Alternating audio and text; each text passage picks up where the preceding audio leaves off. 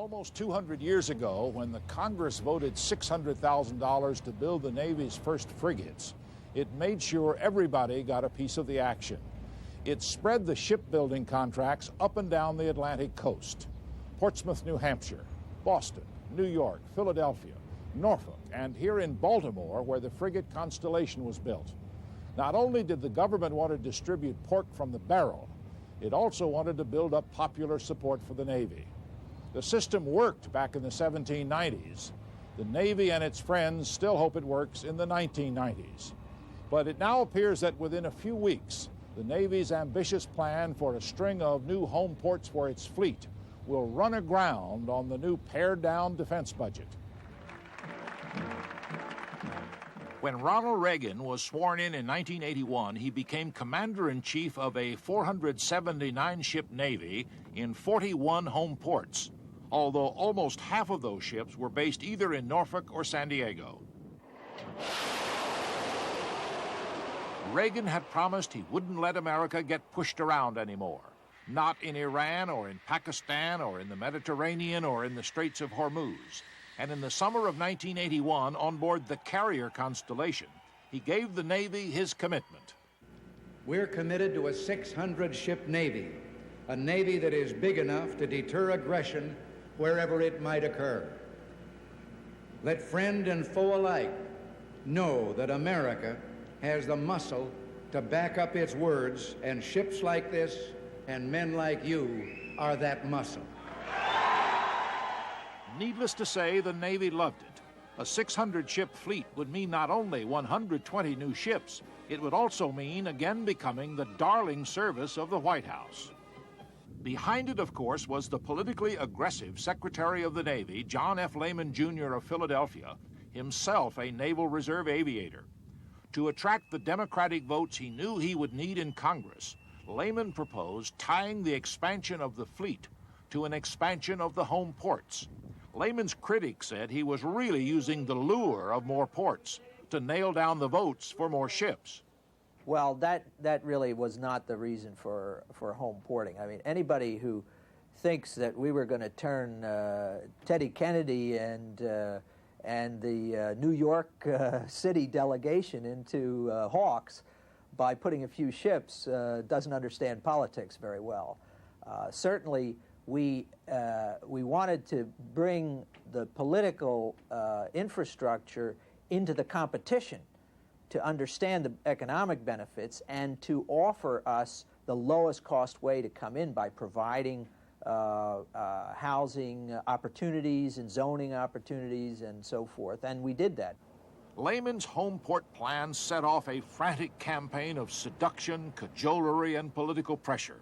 Congressional delegations, governors, mayors, ex-admirals, and chambers of commerce were pressed into service. The rewards of a new home port were thought to be enormous. More construction, more jobs, more military families, more spending money, more tax revenue. When the Navy announced its 13 winners, the list seemed to reward some very powerful state congressional delegations. Everett, Washington, Treasure Island and Hunters Point in San Francisco Bay, California, Long Beach, California, Ingleside, Texas, near Corpus Christi, Galveston, Texas, Lake Charles, Louisiana, Pascagoula and Gulfport in Mississippi, Mobile in Alabama, Pensacola, Florida, Key West, Florida, Staten Island, New York, and Pearl Harbor in Hawaii. This is Naval Station Ingleside, just across the bay from Corpus Christi. If and when it is finished, Ingleside will be home port to what the Navy calls a battle group, a cruiser, a destroyer, 2 frigates, an oiler, and the battleship Wisconsin, now based in Norfolk, and one of 2 World War II battleships still in service. The Texas congressional delegation and the Texas Gulf business community and politicians worked very hard to land this base, and they are proud to have it, if for no other reason, says retired Admiral James Scott, than to be first on the Gulf. You know, we've never had one. There's never been a naval base. Pensacola, you'll say, well, that's a naval base. Not really. It's a place where they tie up an aircraft carrier. There are many, many people who've never even seen a U.S. naval warship, one that has guns and things and flags and they've never seen these things. Why is that important? I think it's important for the people within our country that they understand what their Navy is all about, what the Navy does, and how it defends them. They don't know where their tax monies are going, and this is a fine way to show them where their tax monies are indeed going. Congress has appropriated $93 million to build Naval Station Ingleside, but the people in Texas were so enthusiastic about the home port, they chipped in $50 million for construction costs. Ingleside does not yet appear to be a garden spot, but Gary Bushell of the Corpus Christi Economic Development Corporation says the living is easy. This is a good place to base Navy personnel. Our apartments run half of what they run in either the West Coast or the East Coast in many of the places that the Navy has to operate. And that's important. We've got an all-volunteer force now. The Navy needs to base its personnel where those people can afford to have a good standard of living. And we are a low-cost area, and we think that that's an extremely important ingredient. But during Reagan's second term and with the ascension of Gorbachev, U.S. defense spending began to decline again. In 1987, the father of the 600-ship Navy, John Lehman, resigned, and the country's home port communities got nervous. In addition, the Soviet threat seemed to be receding. Then the Berlin Wall came down, the Warsaw Pact collapsed, and there was daily talk in Washington of a peace dividend.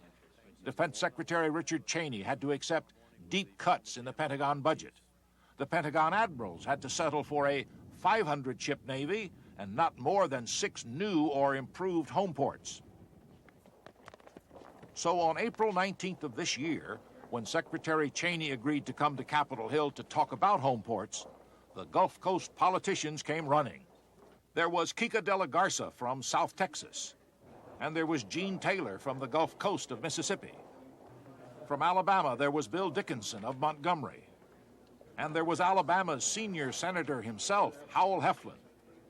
And both Texas senators found their way to the meeting. Lloyd Benson, chairman of the Finance Committee, and Phil Graham of Balanced Budget fame. When it was over and Cheney had hurried away, most members said they were heartened by the secretary. Well, I was encouraged by the fact that the Secretary still says he supports the home port concept, thinks it's a good one. There weren't any signed contracts here, but the Secretary made it clear that he's for home port. He voted for home port. He wants to see home port operate. But if Congress cuts the budget to the degree that's being proposed now, $24 billion below the cuts the President's already proposed, that jeopardizes his ability. In other words, Cheney was saying, the future of the home ports was up to Congress, not up to him. But it was becoming increasingly clear that not all 6 home ports would survive in any event. And for those in the Congress looking to cut the budget, one of the likeliest targets appears to be Naval Station, New York. This home port is on Staten Island. By ferry, just 20 minutes and 25 cents from Manhattan, across the upper bay of the New York Harbor. And by road, just 5 minutes from Brooklyn on the Verrazano Narrows Bridge. Construction here began 3 years ago, and the basic work is nearing completion. The pier and docks are being built in a slum area along the waterfront, the abandoned site of commercial wharves. Not only are the local businesses, taverns, and fast food shops along Bay Street in Stapleton delighted, but the commanding officer of the base, Captain Charles Gnerlich, says New York gives the Navy a tactical advantage. The time it takes a ship to get from the pier to open water is significantly less in New York than it would be in Norfolk, Charleston, San Diego, and some of our other ports. That's important because if the ship is going to go out and operate for training with reserves or active crew, they can begin their training sooner, and it's a more efficient use of manpower and time at sea. And in a time of a war or crisis, it takes less time to get the ships underway and dispersed out to sea where they can be safe. The captain also insists that New York is a wonderful town for sailors and is close to the ocean, close to the mountains, and close to brand new family base housing with wall-to-wall carpeting, mini blinds, drapes, and playgrounds. An enlisted man's barracks and dining hall are nearing completion. The quality of life of the facilities we're building from the ground up will be significantly better than the other ports that we have. But almost from the beginning, Naval Station New York was in rough water. The city's congressional liberals became aroused because the ships would be carrying nuclear missiles. In January of this year, the base, built to accommodate a battleship, lost its battleship. The USS Iowa, on its way to Staten Island, was sent instead into mothballs because President Bush decided it was not worth spending $13 million to repair the battleship's No. 2 gun turret, which had exploded the year before. The Navy quickly announced that the brand new 570-foot guided missile cruiser Normandy would replace the 900-foot Iowa as the flagship, leaving Staten Island as an overbuilt base with a pier unnecessarily long and a channel unnecessarily deep. In April, the newly inaugurated mayor of New York, David Dinkins, came to Washington to tell the Congress that although he had been a Marine, he knew the defense budget had to be cut. Homeport is the place to start. Its strategic rationale has collapsed. Its economic underpinning was flawed from the start, and its political support, at least in New York, is rapidly disappearing. This man claims to be a Marine. I was in the Marine Corps. Any good Marine, I would think, would be heavily supportive of this Navy base. I can't believe that this man was a good Marine. That was Guy Molinari, the Republican borough president of Staten Island, whose anger seemed only slightly exaggerated. He is clearly worried about the future of the base. When you say dispersing the fleet makes it less vulnerable to attack, who would do the attacking under Glasnost? Well, I would hope we never get to the point where we say there's nobody out there that's going to attack us. We almost made that mistake in World War II and maybe came close to not surviving. I think that's a lesson we should never forget. Soon after Mayor Dinkins testified, the two Democrats who had called that hearing, Charles Bennett of Florida, whose district includes the Navy base at Mayport, and Pat Schroeder of Colorado, who regards the defense budget as well short of sacred, introduced a bill closing the Staten Island base altogether and freezing construction on the other 5 until the Pentagon justifies them. And then on the 1st of May, Secretary of Defense Cheney added to the port closing pressure by extending for another 6 weeks his construction freeze on most new military projects. You know, there are a lot of members of Congress who would like to be able to go out on the floor and vote to cut the defense budget, and then pick up the telephone and call me and say, Dick, you're not going to shut my base down, are you? You're not going to close down my production line. You're not going to shut down my home port. There's a certain amount of hypocrisy involved in that. I think that Secretary Cheney is using these home ports in a very interesting way. He's trying to keep people on board against the cuts that the rest of the Congress is trying to make. So on the one hand, he's trying to close down bases. On the other hand, he's trying to pretend like he might keep some of these home ports open. So keep voting with me against the cuts. But in the long run, wouldn't it be cheaper to go ahead and finish the base at Staten Island, which is almost completed, rather than close it down and have all those expenses of dismantling it? No. No. Long question, short answer. Let me tell you, bases are like yachts. If you have to ask how much a base costs, you can't afford it. So if you've built a base, building the base is the cheap part. Then there's maintaining the base. That sort of talk made the backers of the Ingleside, Texas home port very nervous. Late last month, they were back in Washington, meeting with Senator Graham of Texas, lobbying at the Pentagon with Deputy Secretary Donald Atwood, and then rehashing everything they had heard with their own congressman, Solomon Ortiz of Corpus Christi. Ortiz cannot afford to let Ingleside slip away. Very positive. I am very optimistic now with what I heard this morning.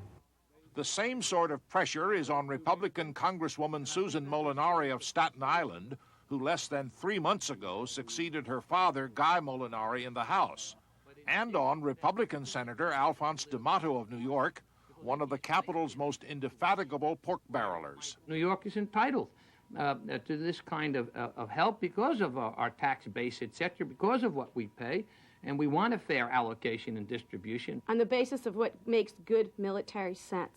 That's all we're asking for right now, is for the Secretary of Defense and the Secretary of the Navy to tell us what's good for this country.